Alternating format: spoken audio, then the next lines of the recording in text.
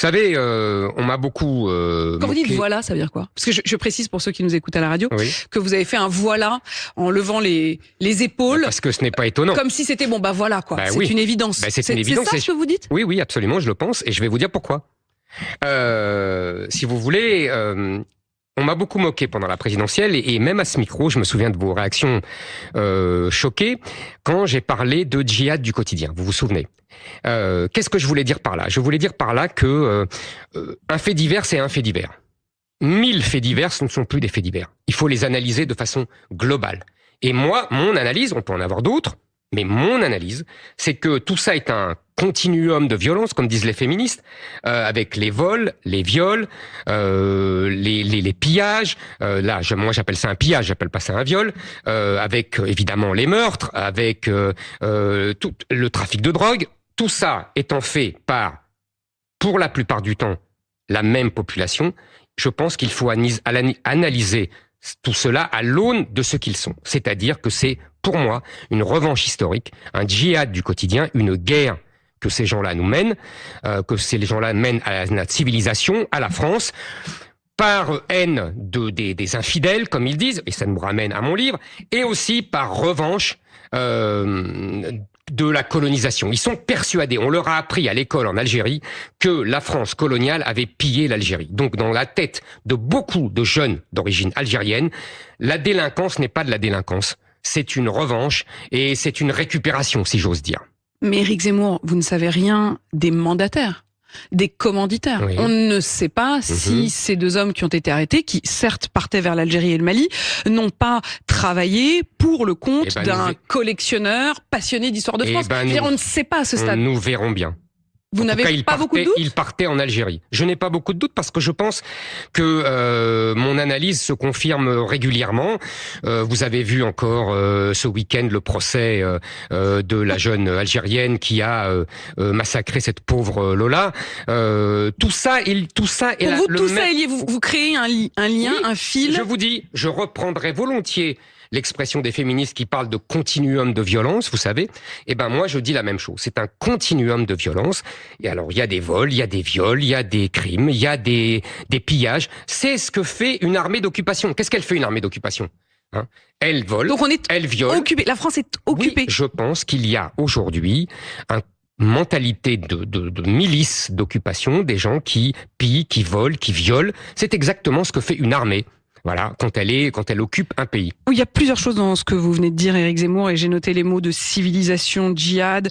Ça invite presque au mot, à l'inverse de croisade. C'est presque un peu cet appel-là que vous avez dans votre livre. On va y venir dans un instant, mais je voudrais également vous interroger sur la question du budget, puisque c'est aujourd'hui qu'on rentre vraiment dans le dur, avec à la fois l'analyse du budget global de la France et du budget de la sécurité sociale. Taxe Zuckman sur les très hauts patrimoines, oui ou non? Non. Non. Non, mais... Même la taxe Zuckman light, comme les partis, comme le Parti socialiste l'appelle, c'est-à-dire une taxe sur les plus de 10 millions d'euros. Je vais vous dire. Notre philosophie à Reconquête, et nous sommes les seuls à le penser, je vais voir après, c'est que nous sommes le pays le plus taxé du monde. Donc il faut baisser les taxes, toutes les taxes. Moi, je ne pense pas qu'il y a des gens qui ne sont pas assez taxés et d'autres qui sont trop taxés. Je pense que tout le monde est trop taxé. Voilà. En France, nous sommes un enfer fiscal. Et il faut baisser donc toutes les taxes massivement, et il faut, pour cela, évidemment, baisser les dépenses massivement. Ça, c'est la philosophie globale. Je ferai d'ailleurs une réflexion, si vous me permettez, pour dire que ce débat budgétaire est exceptionnel, dans le sens où, il se déroule en tout cas dans des conditions exceptionnelles. C'est ce que je veux dire. D'habitude, vous savez comment ça se passe sous la Cinquième République, Bercy prévoit le budget, et puis la majorité vote au canon, parce que le gouvernement leur met, si besoin est, le 49.3 dans les reins. Là, on est en gros dans l'inverse. Voilà. Alors, il y a un inconvénient évident, c'est que c'est la foire aux taxes, justement, on va en parler. Mais il y a un intérêt que je vois. C'est que comme le budget est l'expression de choix politiques, même idéologiques, pas seulement des chiffres, chaque parti peut affirmer, et le citoyen peut voir la philosophie politique, économique, budgétaire de chaque parti. Et je suis très frappé, par exemple, de voir, évidemment, les accointances quasi permanentes entre le Rassemblement national et LFI. Vous parlez d'accointance entre le RN et LFI? Écoutez, excusez-moi, quand on vote ensemble, ça s'appelle accointance.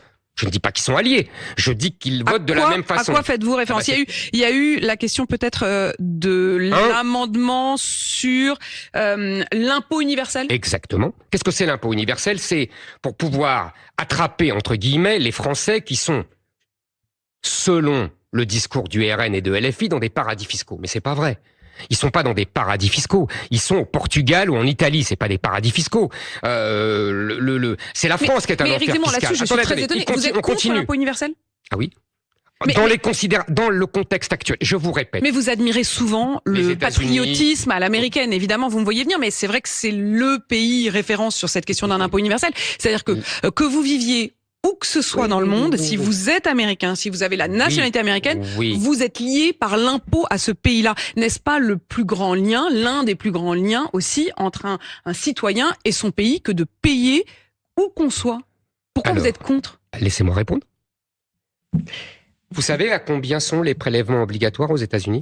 Beaucoup plus faibles. 33% du PIB. C'était d'ailleurs, ça va vous intéresser et vous amuser, le chiffre sous le général de Gaulle en France. À l'époque, les Rolling Stones venaient, c'était Pompidou, ils venaient pour éviter la surcharge fiscale anglaise, ils venaient en France. Vous voyez, les temps ont bien changé. Aujourd'hui, nous sommes à 46% en France. Nous avons un des records du monde avec les pays scandinaves. Donc aujourd'hui, oui, je suis pour la baisse générale. Mais en plus, cette histoire d'impôt universel, on peut aller très loin. Vous savez, Jean-Philippe Tanguy, qui est le patron de la discussion budgétaire du Rassemblement national, a dit une phrase que je trouve très évocatrice et qui m'a rappelé beaucoup de choses. Il a dit, pour défendre justement son vote, il a dit « Fuir la France est immoral ». Ça m'a rappelé, vous savez, Les dieux ont soif, ce livre sublime d'Anatole France sur la terreur. C'est une phrase qu'aurait pu dire Robespierre. Si c'est immoral, il faut carrément les guillotiner s'ils fuient la France. Mais vous n'estimez pas que fuir la France, ce serait immoral? Moi, je suis pour qu'on reste en France. Moi, je défends toujours ça. Mais je considère qu'il faut donner aux Français je suis quand même toujours surprise, Éric Zemmour, que vous gardiez le plus de flèches pour ceux dont, en réalité, idéologiquement, vous seriez quand même les plus proches, le RN. Mais, chère madame, là, je vais vous répondre 2 fois. Sur le budget, je ne suis pas proche du Rassemblement national. Le Rassemblement national est socialiste en économie et il l'assume dans ce budget. L'année dernière, ils ont inventé 11 taxes. Là, ils en ont inventé 8. Ils ont fait des progrès extraordinaires. Donc, non, nous ne sommes pas proches en économie. Nous sommes proches pour arrêter l'immigration, oui. Et encore là, moi, je considère que l'islam n'est pas compatible avec la République. Madame Le Pen, si. Je considère que il y a un grand remplacement. Madame Le Pen dit non. Je suis pour la remigration des délinquants, des chômeurs de longue durée. Madame Le Pen dit que ce n'est pas républicain. Vous voyez qu'on est très différents. Et c'est tout à fait normal que j'évoque ce qu'ils font, parce que nous avons, et je l'ai vu pendant la présidentielle, beaucoup d'électeurs en commun. Donc, il faut éclairer ces électeurs, qu'ils fassent le choix. Moi, évidemment, je ne leur dis pas qu'il faut pas... Ils auront l'occasion de faire le choix. Au présidentiel, vous n'aurez pas de candidat commun? Évidemment, mais pas du tout. Mais pourquoi on aura un candidat commun? Moi, vous savez, Monsieur Tanguy dit que pour être allié au Rassemblement national, il faut s'effacer et s'aligner. Moi, je ne m'efface pas et je ne m'aligne pas. Vous parlez avec les autres? Est-ce que vous parlez avec Bruno Retailleau, par exemple? Bruno Retailleau avec Laurent Wauquiez? Mais je connais Bruno Retailleau et Laurent Wauquiez depuis longtemps. Et je discute quand ils veulent avec eux, mais même avec Madame Le Pen, je peux discuter. Vous dites quand ils veulent, est-ce qu'ils veulent justement? Vous savez, vous me lancez subrepticement sur la fameuse union des droites. C'est très simple. Madame Le Pen n'en veut pas. Elle l'a dit. Elle n'est pas de droite. Elle n'en veut pas. Très bien.